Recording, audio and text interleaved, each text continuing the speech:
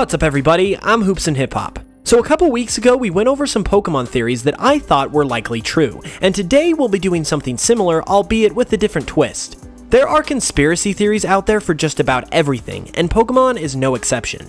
Fans have come up with some absolutely crazy ideas that, as ridiculous as they sound, actually have decent evidence to support them, and that's exactly what I'm going to be sharing with you today. Here are 5 Pokemon theories that are a little more on the conspiracy side of things. So why don't we start with the biggest Pokemon conspiracy theory of them all, the Ash coma theory.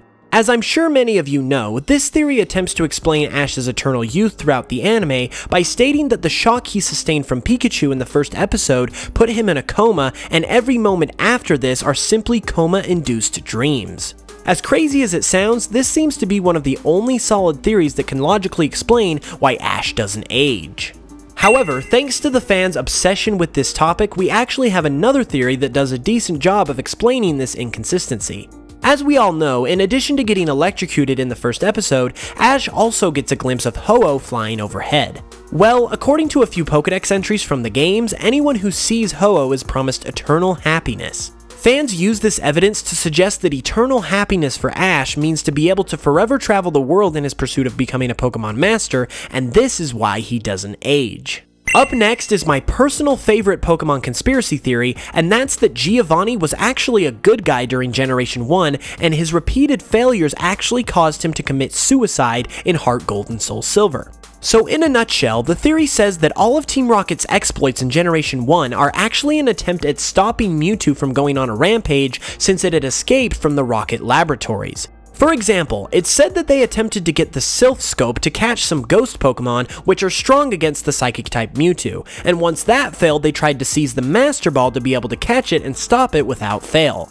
Well, after being repeatedly thwarted by an 11-year-old, Giovanni disbanded Team Rocket in a depressed state and went into hiding in Tojo Falls.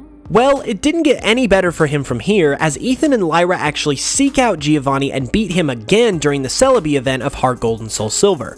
After this defeat, Giovanni exits the small cave, and a sound can be heard that sounds like something hitting the water below. The theory states that this moment was his breaking point, and Giovanni subsequently jumped from the cave and ended his own life.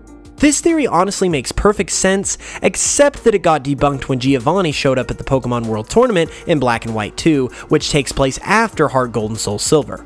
Even though it's not true though, I still had to include it in the video because it's still a great theory overall.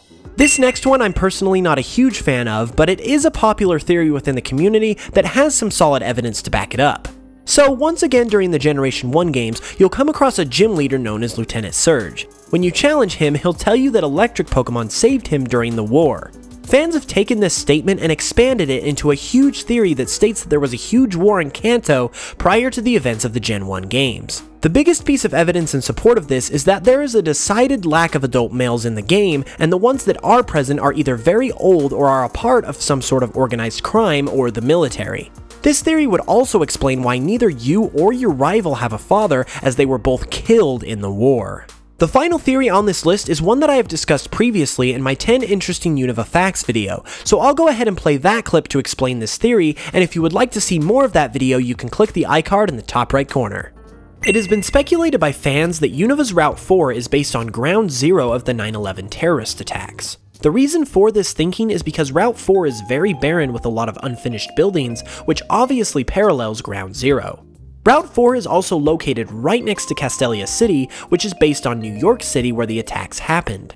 It's also a desert area, and there is obviously no desert anywhere near New York City, which furthers the suspicion that these other factors are more than just a coincidence. And those were 5 Pokemon conspiracy theories. I hope you guys enjoyed the past couple videos about different types of theories, and if you have any ideas for future types of theories you'd like me to cover, leave it in the comments below. Also, if you enjoyed the video, make sure to leave a like and subscribe for more videos every Tuesday and Saturday. I'll be back with another video soon, and until then, I'll smell you guys later.